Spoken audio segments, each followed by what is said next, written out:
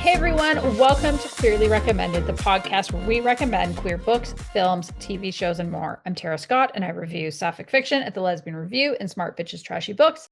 And this week, I'm recommending a recently released sapphic romance. And I'm Kris Bryant, a contemporary romance writer for Bold Strokes Books. And this week, I'm recommending a series on Netflix. All right, Kris, what is new with you? Well, last time we talked about how terrible my driver's license picture was. We did. Right? We did. Yeah. So I went today and I said, hey, this picture sucks. I need a new one. And they're like, well, you're going to have to pay for it. I go, I don't care. I'm going to pay for it. So the guy who he took my picture again, he goes, it doesn't look bad on the screen. And then I gave him my driver's license because you have to turn it in and he stamps it, so that's invalid. And he's like, but seeing it here in person, I understand why you wanted to get a new one. I'm like, see, somebody somewhere won a lot of money on me. So I did do that today. And last night I did a really cool thing. Wait, I want to know, do you like your new photo better? Did you get to see it? Did you get to approve it? He showed me. I got the little double chin going on there because I had him like lower it because, like I said, it looked like I had a giant 2-inch bald spot all the way down. Yes. Yes. So I made sure I was like lower, so I was facing. And so I did have a little bit of a chin, but I don't know. I won't know until I get it. And if I get it and it still has that, I just give up at that point. I'm just gonna have to deal with it. Yeah. That's fair. That's fair. Yeah. Okay.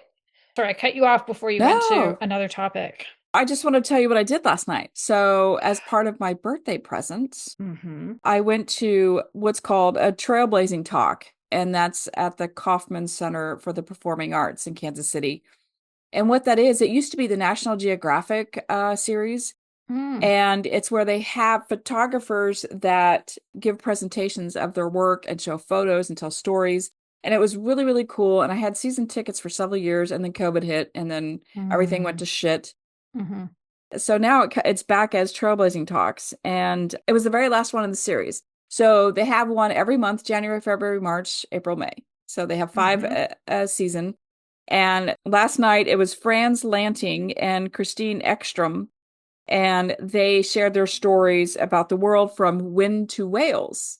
So they live in Monterey now. And so I guess Monterey is really rich with all sorts of living things in the water, on land. And they just kind of talked about their stories. They met over, I think, I don't know if it was in South America or where they met years and years ago. And they got married. And so they've just been doing this together for a very long time. And let me tell you, a lot of his pictures. But I think the one that you will know right off the top of your head is he took a picture of 2 penguins and a baby chick in the middle. A little fuzzy baby chick. It's a super popular photo. You see it everywhere. People talk about penguins. I'm sure he's made so much money on that photo. But it's the most recognizable one when he showed just like some of his covers from National Geographic. Beautiful, beautiful. And he just had some great stories to tell. And so we did that last night, and that was great. Oh, I love that. Well, happy birthday again. What a great way to celebrate. Thank you. Yeah, I love that stuff. Great. That's so fun. Yeah. I did also do something really strenuous last week. I did a garage sale on the fly. Man, you're a better person than me. I don't have it in me. I mean, our location is also very bad for it because we're like tucked into a suburb and we're on a corner lot. We have a sloped front yard and we do not have a driveway garage sort of situation. So like could not be a worse setup for it. Oh, bummer. So we just donate stuff to get rid of it. So Deb she absolutely despises garage sales, like hates them with a passion. Me and Deb, kindred spirits. You make money and you're like, hey, this wasn't so bad. So I knew that she was going to be out staying at her son's house, watching some dogs, some animals for several days. And I said, hey, when you're gone, I'm going to have a garage sale. And she said, perfect, excellent time. Said, great, I love it. Have fun. Good luck. So I had a garage sale from 7:30 to 1:30, shut it down, and made good money. And I made such good money that she's like, hey, maybe we should have one later in the summer. Really? So I'm like, and then my sister got on board and she's like, oh my gosh, like, that's great. I want to have one. And I said, sure, I'll help you. And like she's all excited. She's like, go, like we'll have it in a couple weeks when Hmm. her fiance is out of town. So good. Yeah, so I'm gonna help her. So Nice. it's been nice. It's been nice. I loved it. It was great. Had a good time. Yeah, so that's all that I have going on. What about you? What's new with you? All right. So you know how last time we talked, I felt like I was playing chicken with the family virus? Yes. I love. Oh, yes. So we Terrible. recorded, I think we recorded on a Tuesday that week, which is good. Neil was like laid out. He Right. was He was a not okay. mess. And so I was, I was working. I decided I was like, I will keep the dishes going. I will keep the laundry going. DoorDash is cooking for us because I can throw DoorDash. money. That's a problem I can throw money at. It's Right. temporary. It will be fine. I couldn't possibly do it all. No. And Wednesday, I'm like in a meeting, camera off. It's the kind of meeting where you only have to pay attention. It's not one where I had to participate or anything like that. Mm-hmm. But I was like camera off, listening, folding laundry, putting it away, like that kind of thing. And then by Wednesday evening, I was like, I Mm. am wiped. No. And like wiped. Like not I've been working all day and doing some laundry and a load of dishes. Like it's not like it was a massive hardship to do dishes and laundry. Right. But I was just no energy. And I was like, oh man, I don't think I'm going to work tomorrow. And Oh if no. I look at how Neil's going, I might not be back until Monday. And I wasn't. I was in bed for 4 days. No. 4 days. Wow. I watched more Devil Wears Prada press because I love it that. was that like I had no brain left. I got up long enough. Wait, did we talk about Death Becomes Her last time? No, we didn't. Okay, so that's one of the things that I watched. I probably should save this for the what are we watching or reading. You know what? I will. We watched Death Becomes Her, and I'll talk about that more in 5 minutes. Okay.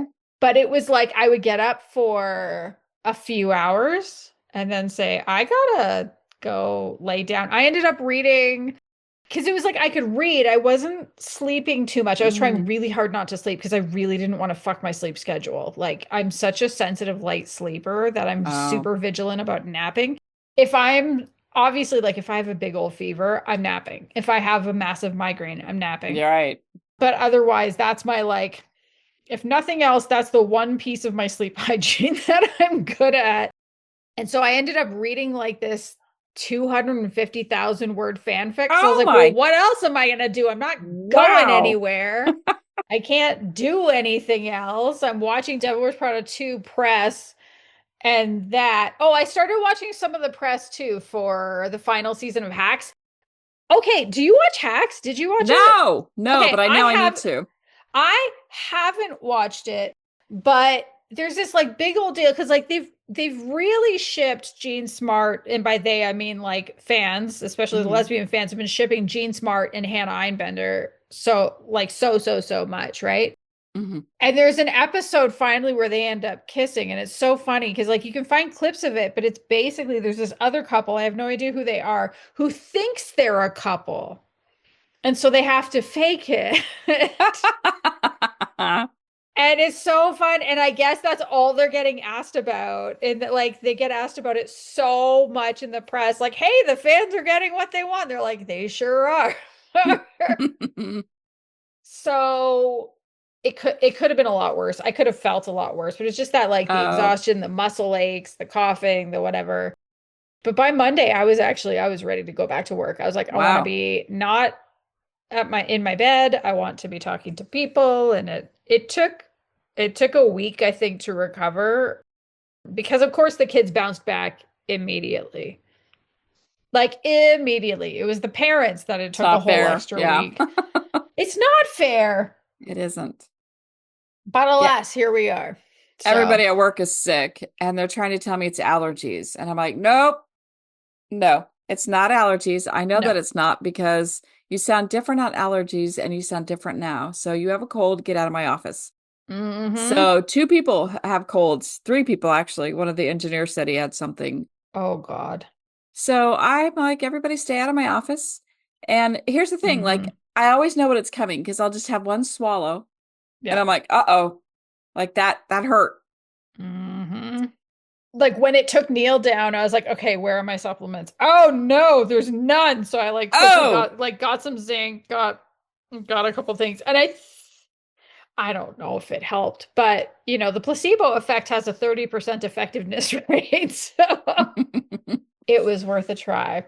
All right, Kris, what have you been reading or watching? I'm still reading Love is a Contact Sport, but to be Hmm. fair, like I was busy with the garage sale. I just had a lot going on. So Totally. I haven't been really watching anything.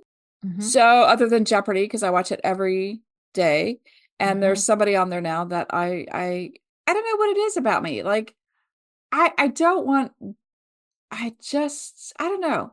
He's won like 10 in a row. Okay. Do we like him? I have mixed feelings about it. Some people I'm like, yes, but then some people I'm like, take him down. Like, oh, what do you do? And Fuck I don't know if this off. is like the mean side of me or if it's Mhm. just I just don't vibe with with him or Yeah. any of the contestants. Some of them I do, some of them I don't. Yeah. So I don't know. I'm just kind of over him. I'm over Hmm. him. So I'm rooting for people. And there was this girl, this woman on there yesterday, and she almost had him. Like, I was like, ah. And it was like it was one of those where two people didn't get the final, but he did, and so he won. I'm like, oh, oh. Boo. But I mean, he seems like a fine person. It's just we're just not vibing, and I really want to vibe with people, and I want to encourage Hmm. them. But I just love watching it anyway. Let's see what else. I think. Oh, guess what? I'm doing the one thing I said But I would never do. Well, okay, that covers a what? lot, so let's narrow it down. I am back to writing. I picked it back up again, so it Hey, is, that's and I'm exciting. writing two at once, which I never understood how people Tell me more. Have you know, and ever I done never that? could understand how people could do that. So I Mhm. committed, I didn't sign any paperwork, but I committed to have a draft in by December because there's a contemporary romance Mhm. that's in my head, and I've talked about it so much that, I'm like, all right, I'll just write it. And it's writing fine. I'm doing fine with it. But I tell you, Are we talking about the premise yet? not really, no. No, not really. And Okay. then I have my other one, my dystopian, that is in my head and it wants to come out, but I'm having a hard time mapping it because it I requires don't like not all the necessarily world building. sort of building. I have to like be aware of where things are and I have to remember what I've said. So I actually have to like plan it and I don't do that. So I'm struggling with that portion, you That know? is super exciting. Yeah. Yeah. I read it to Deb. I like have the first chapter done, like Hmm. cleaned up and done. And the Hmm. second chapter is moving along. So once I really start figuring out the map of it, then I'll Hmm. understand it better. So are you bouncing between the two? I am. So is it almost like you'll hit a wall and then you'll switch to something else? It's more like I know how to write a contemporary romance, so it's easy. Hmm. So if I'm like, fuck, how am I going to do this? Like if I'm in the dystopian, I'm like, okay, let's just go over here and get some words out, feel good about myself, and then go back to the dystopian. Nice. So Yeah. that's how I used to read. I mean, I still sometimes do, but when I was living at home with my parents, so kind of all the way through to the end of university, because I stayed with them for university as well, I would have a Mm. stack of books, up to 8 books. And I Wow. would basically, I know it was nuts. And it was a range of like contemporary, it was like Harlequins or like easy, Mm. like Harlequins or bodice rippers. Cause again, it Yes. was the 90s. What are you gonna Yes. do? Shout out to Julie Garwood. I also read a lot of Laverne Spencer. Oh, yes, me too. And also Patricia Pelican. We talked about her too. Hmm. Fuck. Jude Devereaux, like all of those kind Oh, of. yes. Hmm. So it would be like one or two, one of them probably. There would be a Victorian novel. There would be at least one contemporary Canadian novel at the time. Mm. There would be nonfiction. I used to love, oh my God, what a fucking nerd I was. In high school, I was reading old Hollywood biographies. So I'm reading That's biographies of cool. like Lana Turner and Katharine Hepburn and like all this. And I would read something until basically the dopamine died. I felt like I like hit a wall. Again, I didn't know I had ADHD at the time, but I was like, "Boop, nope. My brain says we're gonna die before we're gonna keep reading." And then I would just pick something off the pile. And see, and I was reading all political stuff, like Oh reading man, good for you. I would rather Hillary chew Clinton. glass. I read Cokie Roberts. Like I was really into journalism because that was going to be my major. And so I was reading a lot of Nice. journalists, American journalists, and Yeah. like a photojournalist would be like that would be Hmm. my ideal job. I would love that so much because I love photography and I love, Hmm. writing. And so I Hmm. actually went to school for journalism. That's why I have so much in common with Frederick Smith because of Uh-huh. journalism. Given that, did that whole aspect of Devil Wears Prada 2 really end up speaking to you about the whole like people building careers on this kind of thing? And then look at what's happened to media. Yes. So the reason why I opted out of journalism, true story, Hmm. is because I found it to be too impersonal. I didn't like how journalists, especially people who are on television, like, oh God, what was the name of that movie with Holly Hunter? Was it called? Oh, come on. I don't think I saw it. Basically, people saying, "How do you feel?" Like so your husband, wife, whoever just died. How do you feel? And I don't Mm. like that approach, the type of journalism that was like not really sensationalized, but Like just the very human impersonal. interest. Yeah, the human interest without being a human. Mm-hmm. It's just kind of like they go for the bam type stories. And I didn't like that. I didn't want to write those kinds of stories. I Mm-hmm. just I wanted to do something a little bit better, nicer than Yeah. go that way. So I opted out of it and switched it to creative writing, and here I am. Worked. It worked out. I'll say how many books you got? 24-ish, I think. Not bad. 24. It's Not not bad. Not bad. bad. Not bad at all. Like I could retire now and still feel good about myself. Mm-hmm. Not bad at all. But please don't. No, I'm going to keep writing. So, anyway, that is all I've been doing. What about you? What are you reading, watching? Oh my God. All the things. So many things. I watched two movies, if you can believe it. Stop it. Because here's the thing. It turns out Mm. we had so much fun watching The Devil Wears Ah, Prada and The Devil Wears Prada 2. nice. And then because I was watching all of that press, one of the things that came out was, I can't remember, I think it might have been Vanity Fair, had a video with Meryl Streep and they showed her five, like clips from five of her iconic films. And Mm. so, of course, there's like a clip from, there was one from The Deer Hunter, there's one from The Devil Wears Prada. The French Lieutenant's Woman. Come on, some of these are like That super. Kramer one, versus Kramer. Come on. so I don't think those two were in there, but I think Sophie's Choice was in there. Oh, Sophie's Choice. Yeah. If I recall correctly, I was sick at the time, so don't hold me to any of this. But one of them was Death Becomes Her. And I Oh, said to wow. Neil, I've never seen that movie. And he was like, What? You've Right. never seen Death Becomes Her? And I was like, No, it's not What a one. cast. Oh my God, her and Goldie Hawn and Bruce Willis. And Mm. I was like, no, it's not one that I ever, like, my mom never showed me that. Like, my mom and I used to have a lot of movie weekends together because my dad would take my brothers for like War of 1812 reenacting stuff. I think I told you before that that was Yes.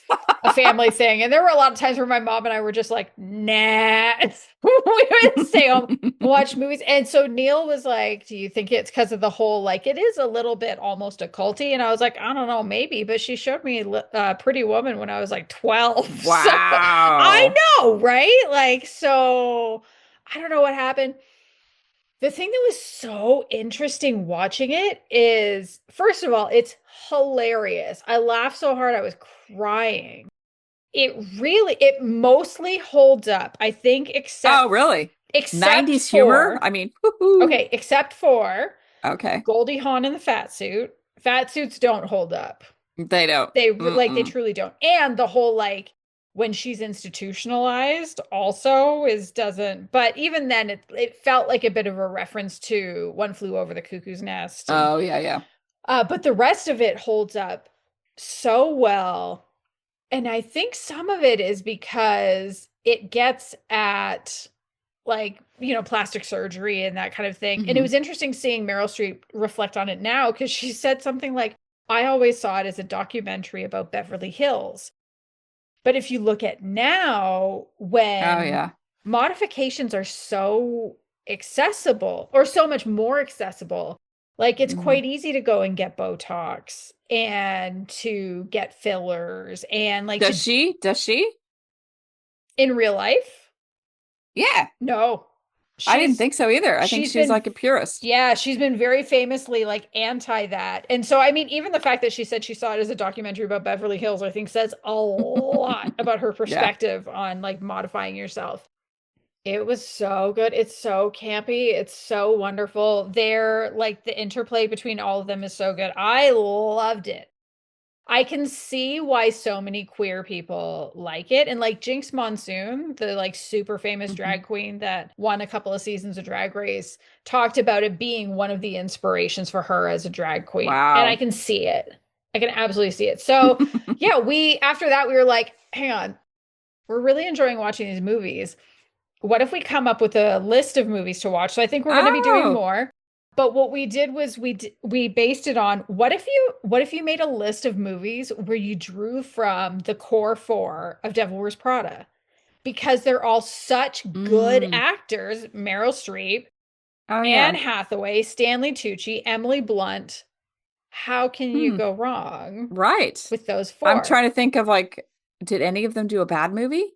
Probably at some point, but I can't think of one off the top of my head. Oh, I didn't like the Washington Post or the what was it? I couldn't get through that one with Meryl Streep in it. But that's on me Yeah, I don't because know. again, anti-journalism right now, so Right. or has been, so So the hmm. first one we chose was The Fall Guy, which has Emily Oh, Blunt and yeah, yeah, Ryan yeah. Gosling. And that movie was it was so fun. I didn't know Hmm. it was based on a TV series, and I've never heard of the TV series. Oh my gosh, you haven't heard of The Fall Guy? No. I don't know what decade it came out. I don't know. I don't That's know. Lee Majors, right? He was him and what's her Was face? it? Wasn't it? Oh, The so it was a Fall Guy. long time ago then. But yeah, it's super fun. Like he's a stunt guy and she's a director. And I don't really want to get into it because there's like a lot of twists and turns into it. Oh yeah, yeah. But as we were watching it, we were like, what genre is this movie? And is action rom-com a genre? It could be. Because if it is, that's what it feels like. So it aired from 1981 to 1986, starring Lee That Majors. explains why I didn't know about Right. I it. mean, but it's, I mean, it came on after too. But who's the Heather Thomas? Heather Thomas. Yes, Heather Thomas. She was the female lead in it. Mm. I kind of vaguely remember that show. I think my dad maybe watched it. It wasn't Okay. anything for a kid. No, but the movie was It's great. it was just pure dumb fun. Right. And she still acts her ass off because she's such a good actor. So I really enjoyed it. And actually, what was really fun is we watched it with our 14-year-old who loved it. Oh, nice. Absolutely loved it. Nice. And then I did so much reading. I'm not going to get into it. I read two long ass fanfics, plus some of the books I'm going to talk about. So the first one is Miss Woodhouse and Miss Fairfax by Maisie Jardel. This is another one of those like, what if we take two Jane Austen characters and make them lesbians? But this time they took them from the book Emma, which I'm going to admit is the book that I believe I've read it. I've definitely read adaptations of it that I've really enjoyed. And this is a different take because instead of like, there was one that I read that was a modern interpretation of it. Mm. This takes place after the events of the book. And so Emma Woodhouse never liked Jane Fairfax. Jane, of course, is always like she's more accomplished than her. It's really hard for her that, like, well, she doesn't want to apply herself and become the best at music or become the best at art or whatever. But she gets kind of tricked slash guilt tripped into doing a favor for her, going to where, like, Jane was staying with a friend who got married, whose husband is trying to get in her skirts. And she's like, absolutely Mm. the fuck not. I'm not in. Nope, nope, nope, nope. You Nope. married my best friend. I'm not fucking up this good thing for my best friend. And so Emma comes to get her, and there's a surprising attraction there. But like Mm. Jane is of like a similar rank and in similar social circles, but there's no money. So Oh, so she has an aunt, she has a grandmother, they have very little money. And so she's decided, I'm going to be a governess. And they just kind of, it sort of goes from there where they get to know each other and they realize that, like, yeah, the relationship had been kind of tense before, but they actually quite like each other. No, no, no, they actually really like each other. And then they like each other with no clothes on. that's fun. The thing that was interesting reading this so soon after reading The Miseducation of Caroline Bingley Mhm. is I feel like this book is much more aware of the risks that would happen, especially for Jane, but I mean, for Emma, but like the risks of what would happen if they were discovered as being queer. There's also Mm. Mr. Knightley, one of the side characters. He's also like he's gay. And so there's that real threat of discovery that drives a lot of the narrative tension. So, like I said, they're in similar circles. Jane has no money. And so, also, getting a girlfriend who has a lot more money for her, there's kind of a bit of an imbalance there. And that's something that they need to work through. I think I read this one in a day or a Wow. day and a half. It was a super quick read, it was very fun. It was spicier than I expected, Mm. especially because if you look at the cover for this novel, it looks like something you would see on a Jane Austen novel. And I don't know, people, you can look it up, but we're going to get Chris's reaction to this one. So, like, yes, they're technically kissing Yeah. on the bench, but it does look like it could be like a Penguin classic novel or something like that, right? Like, it looks like it could be a contemporary reprint of a Jane Yeah. Austen I novel could see that. if you're not paying enough attention to realize that it's two ladies that are kissing on the bench. Yeah. Yeah, because the one's wearing a hat and it kind of looks like a soldier hat in a way. A little bit. And so I was reading it and Mm. I was like, oh, okay, we're going for it. This is quite all right, This good for is them. it.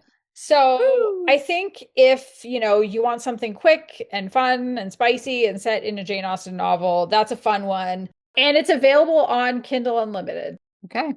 Budget is tight and you've got a KU subscription. I think that's one that's worth checking out on there. And then I read 4 books by Anna Stone. We've talked before about how Wow. I know I enjoy some of her books. And what I'm going to talk about is actually my favorite because of the other 3, like I could actually rank my enjoyment, but I don't think that that's fair. So I'm going to talk about the one that I absolutely love the most. It's called At Her Service. It is one of Mm. the Club Velvet books. It's a nanny book. Ooh. and Ooh.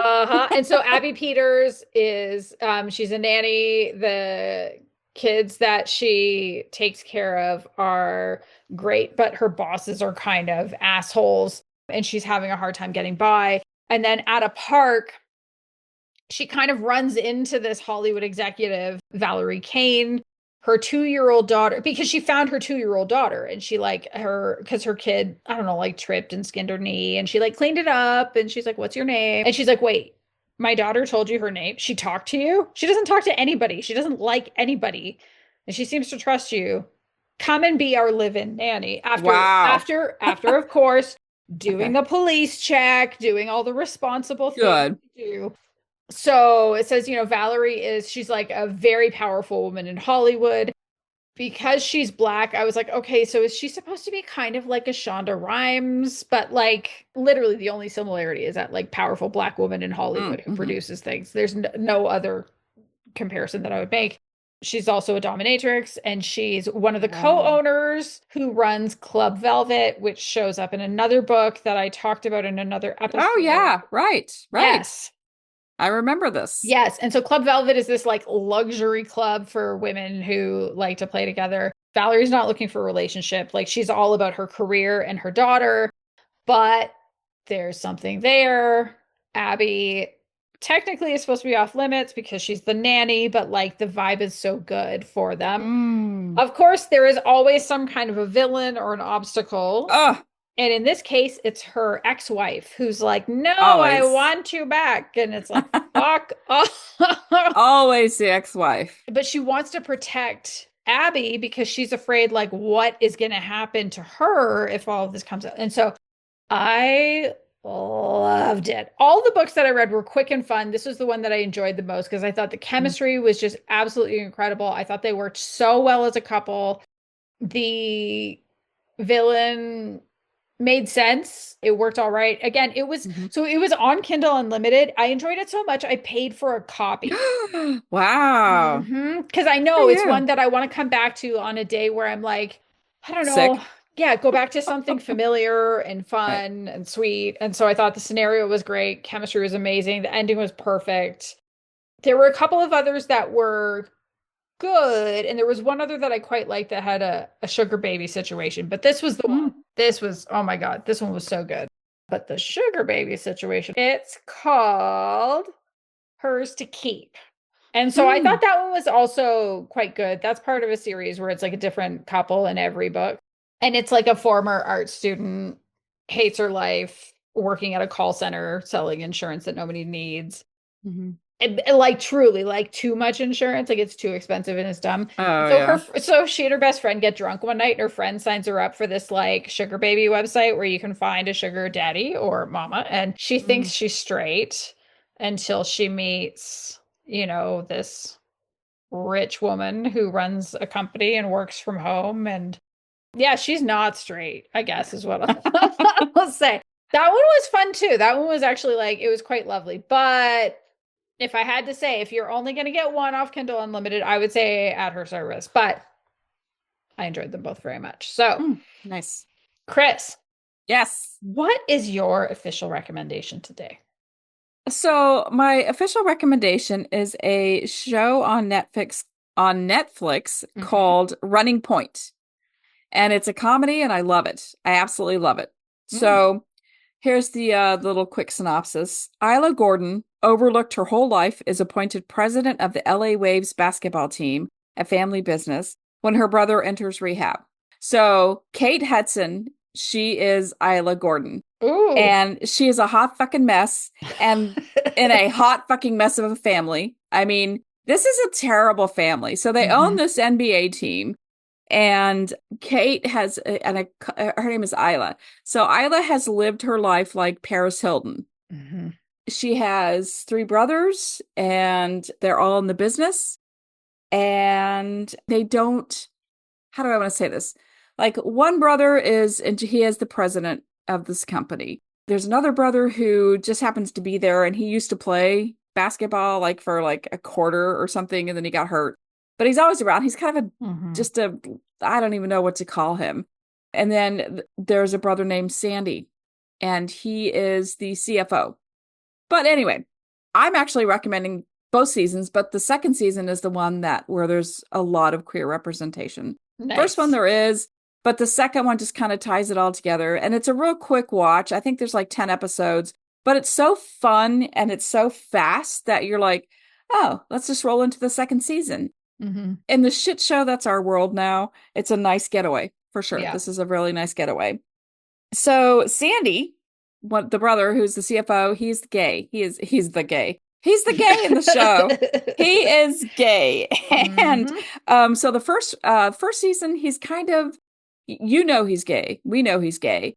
He doesn't really like, he's not really out Hmm. and he has a boyfriend. He's had a boyfriend for almost a year and he doesn't want his family to know because they are a hot fucking mess. I'm not kidding. Yeah. Like it's actually really cool because the brother who went into rehab, his name is Cam. He's a terrible person. And he just thinks that his sister's gonna screw it all up. And so they're Hmm. gonna need him again. And he was forced into rehab. It was one of those who he's forced into it.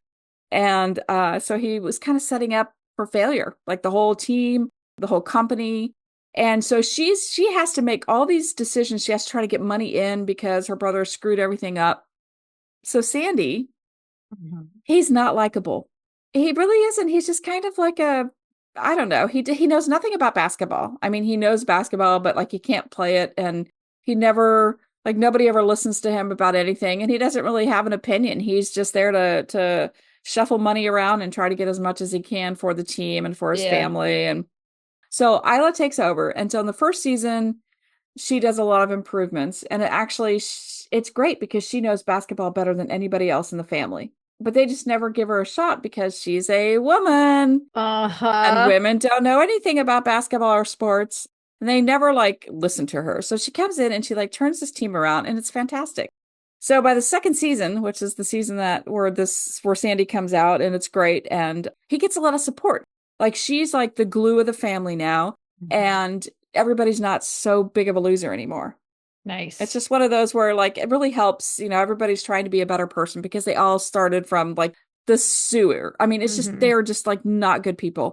And Sandy is just he's like, "All right, so I feel more confident now. My sister loves me regardless of whatever, and I feel more confident even though I'm trying to have a relationship in such a male-dominated field, business, all of it. I Hmm. mean, think about it. NBA, Oh like, yeah. yeah, you're not like the NBA is not, it's not a place where you're outwardly, I mean, basically any professional sport, I don't think. There are a few Not, people that have come out, but really, yeah. like, you don't see it a lot, I mean, in Not unless you football, get there's into been a the women's few. sports. That's true. Yay for women's sports and queerness. Yeah. But the NBA, no, not so much. So Hmm. anyway, and it's nice because Cam, who is, like I said, he's just a terrible shit brother. And Yeah. he's using the family. He's like stole money. He's just terrible. He does drugs and he has somebody else take his drug test for him. There's like a lot going on. He's just trying to beat whatever court ordered stuff he has to do. And Sandy kind of falls into a trap with him. But what I really like about Sandy is his growth. Because I'm all about the personal growth in any sort of series. Absolutely. Love it. And he finally like stands up for himself Hmm. and he makes this major, massive, grand gesture in front of a lot of people to the love of his life. And it's very sweet. And Aw. I thought it was such a great show. Everything about it, positive. And like there's one brother, he's kind of dopey, and Hmm. he's probably the biggest Isla supporter, and he's very emotional, so he's always like hugging Sandy and hey, we need to go do this, and how come you don't do this with me? We're brothers. We should be watching Traitors, and Hmm. we should be. It's such a dysfunctional family, and they're trying to make it work, and it's starting to come together. And I just love that, like he actually, I don't even know. I don't want to give it away. Like there's like a Hmm. big queer storyline in here that I can't give away Yeah, don't because do it. I don't want But to it's do it. good and So it's worth it it. is good. It's very good. Sandy's role is a lot bigger in season two than it was in season one. Mm. But you do need to watch season one. Like I said, it's super fast. You can probably watch it a day. Super fast to get to season two and you get They're more like of half him. hour episodes. Yeah, they're more like 45 minutes maybe. Okay. But I can Still I can be on doable. the couch for 13 hours and like Oh nothing. my God, my back would explode. Nope. Nope. I'm just like, I can do it. And here's the thing, like it's a really good series. It's a fun series, and it really doesn't have anything to do with basketball. I Hmm. mean, it sort of does, but it's just the foundation of this show about how dysfunctional people or how to put the fun in dysfunctional, I guess. Yeah. I guess. Uh-huh. But you don't have to know the sport to enjoy it. It's just such a refreshing thing to watch after, like I said, this shitstorm of our country right now. It's just to get away. It's nice to watch Hmm. something that doesn't focus on that, and it's more about, hey, the only problem we have is maybe not enough money and the fact that we're queer. I don't know, but in Yeah. a good way. Like I thought it was really cute, and they handled it well, and definitely, like, I recommend it. That sounds so It was fun. quick. Yeah, it was a quick recommendation. Fun. And Kate Hudson, I mean, I just love her. So here's what I did. Hmm. So I watched the series, and then it's one of those like I don't even know what to call it, like a cosmic thing, Yeah. because I turned off this show, and then all of a sudden, Almost Perfect was on. Oh, no way. Yes, and I'm like, Debbie, come here. I go, look, that was her 25 years ago. She looks the fucking same. Mm. She looks incredible. She was a guest judge on RuPaul's Drag Race Mm. recently. Unbelievable. She looks so good. It's amazing that she looks 50% like her mom and 50% like her dad. I mean, genetics, it's a thing. Hmm. It's just like she can stand next to her mom. I'm like, oh my God, like the spitting image of her mom, but then she stands next to her dad, and you're like, oh my God, spitting image of her dad. Yeah. I love it. Like Yeah. she's great. And it was so funny because she just seems like she plays it was I don't even know how to say it. Like turning that off and then going 25 years in the past. It Hmm. was almost like the same, she has the same mannerisms, and you could tell that she really enjoys her job, and she, Hmm. so she's another person I think would be good to watch movies. She's not Oh going to give you yeah. a bad movie, Yes. so Love it. it's a good one. Good characters, good character arc, queerness, love it. Recommend. Hmm. So, what about you, Tara? What's your official recommendation? All right, so mine is the new romance from Clare Lydon called Hmm. Girlfriend Goals. And Ooh. so Amy O'Donnell and Jen Campbell, they used to be teammates. This is a sports romance, so they were teammates Mm. on a soccer team or football if you're reading the book because they don't say soccer, they talk about football. They had been teammates and they were like best friends. And Mm. then Jen just like dropped off the face of the earth No. and it's been 2 decades and she still has no idea what happened. Why did Jen stop talking to her? Why did she this was like ghosting before ghosting was a word. But now Amy is coaching the Ireland team because she's Irish. Jen is coaching England's women's Oh. football team because she's English. And now it's the run up to the Euros, and there's a documentary being made, and they're forced to be in the documentary and they have to like be nice in front of the cameras. And this is like a big deal because everybody has noticed that, like, say, after a game when their teams have played against each other, they don't shake hands, they don't talk to each other, they don't like it's just this everybody's like, what's up with that? They used to be teammates. And Amy recently released a memoir that like she doesn't say it's Jen, but talks about how there was this like painful experience with a friend Oh, who, wow. right? And so Jen is like, what the fuck? Why now? Why did she do this? Why is she saying this? Because like Jen left for a reason. She has a secret and she's been hanging on to that secret for 20 years. Okay. Can I guess?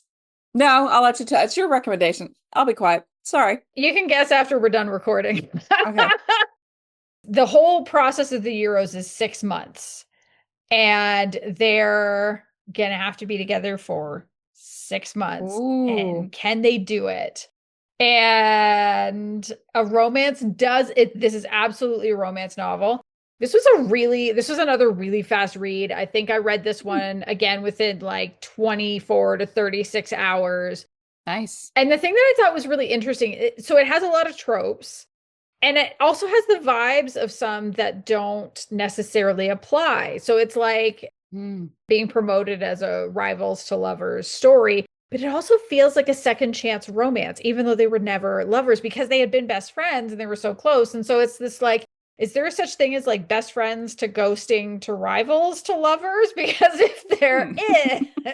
is, so it has scenes that are all in the current timeline, but it also has scenes that are flashbacks that take us Mm. through the story, like just their history of how they met and became friends and were training together in the US and all the events Hmm. that led to Jen just like dropping out of her life. It's interesting because when they are put together at one point, Amy thinks of Jen as her ex-friend and former nemesis. And so it's not just Mm. rivals to lovers in the sense that we're on different teams, but like, no, we're enemies. Yeah. I hate you. And I thought it was also interesting to see the two sides of this particular enemy's situation because for Amy, it clearly comes from this like deep hurt. There's still a wound there. There's still a pain there because she doesn't understand why somebody can go from being her best friend to dropping out of her life. And so it's almost this mixture of grief and confusion. And Jen's honestly comes from guilt. And that guilt Yeah. was so big that it caused her to behave badly. And so of the two, I think, Jen has a much bigger character arc because she has to deal with that secret, everything that Hmm. comes with it, including the insecurities that made her say, I'm going to walk away from you before you have a chance to reject me. Oh. Right? It's a That's happened to thing. me. Oh, yeah, it is a thing. It is a It's thing in our community for sure.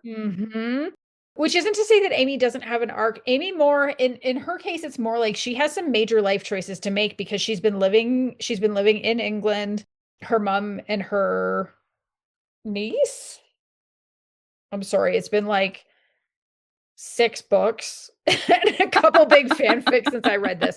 I'm almost positive it's her niece. It's her mom and her niece have been living with her Mm, in England, but she's coaching the Irish team and they're headquartered back home. And can she live in England and coach the team in mm. Dublin? Does that make sense? And so she has to figure out where her life is going, literally, locationally, where she's going to go and what that's going to mean. Does she want to be closer to her family? She has these feelings that start to grow eventually, between her and Jen, because of course the forced proximity. It's not forced proximity in the sense of like, oh, we've been snowed into a cabin, Right. And there's but one bed. and there's one bed, exactly. But there is forced proximity with this documentary because they would not have interacted with each other except there's a lady with a microphone and a camera who's like watching them with an eagle eye to see, aha, are you going to fight? What are you going to do? What's going on? I thought the chemistry was really great in this one, especially as they kind of remember why they became friends in the first Mm, place. And it's in that place of remembering that eventually they discover this mutual attraction that wasn't really there in their youth in the same way. And so the central question of the book is, can they trust each other? Can Amy trust Jen not to hurt her again? mm. And can Jen trust Amy with this like weight that she's been carrying for 20 years? And so, I said kind of at the beginning that I felt like it technically doesn't fit with second chance as a trope, but I actually want to kind of challenge the thinking around how we look at second chance romances. Because typically, when we talk about second chance romances, the trope applies to characters who have been romantically involved before and they're not anymore. And these characters were never romantically involved, but I do think this book does such a fabulous job of showing how a breakdown or a breakup in a very deep, it might be platonic, but that friendship is Mhm. so real and it's so close. That can be just It's as devastating as any romantic relationship, and maybe even more so. I mean, it's still love. It's still a level of love, especially when you're a teenager and Mm. you find somebody who you vibe so well with. There's no ceiling. No. Whether it's best friend, whether it's your first boyfriend, girlfriend, whatever. I mean, there's Hmm. no ceiling. And I feel like, you make some of your best friendships when you're younger. Yeah. I still think about my friends from when I was 12, 13, 14, 15. I mean, I Oh, had a the best friend. intensity of it. Yes, and there's and you get jealous when there's other people in the Hmm. relationship. So I mean, I feel that. I feel, you know, for sure, there's love and a friendship. So I'm with you on this second chance. I believe that that's true. Yeah, I think in this case, like it's really that I look at it as this is their second chance to be each other's person, to Yeah. like be that one person who's always there for them. It just happens there's like this whole other dimension to it that is like romantic and sexual and all Yeah. that. So I will say, I'm sure there's some people who've been wondering, Ash and Victoria from the Princess Match do Mm. make cameos in this one. So it was nice to get to catch up with them again because that was one of my absolute hands down favorite books of last year. So I was so glad to get to see them again, but also get to know these new characters because they're lovely. I want to be Amy's friend. Like Amy's just that kind of character. You read it and you're like, oh, can we please be friends? You just seem Yes. wonderful.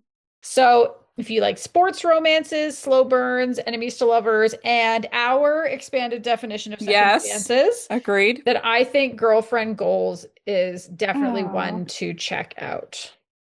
that sounds lovely. It does. That is all for this episode. Thank you so much for joining us. If you've enjoyed it, if you think anybody needs to get some good TV and book recommendations, please send them this podcast. Let them know to come check it out. And if you want to support us, we have links in our show notes to our coffee. And that was all I was going to say. I'm going to say if you want to connect with us on your favorite social media sites, we have links in the show notes for that, or you can just search for us, or you can email us at podcast@queerlyrecommended.com. Goodbye, everyone. Goodbye.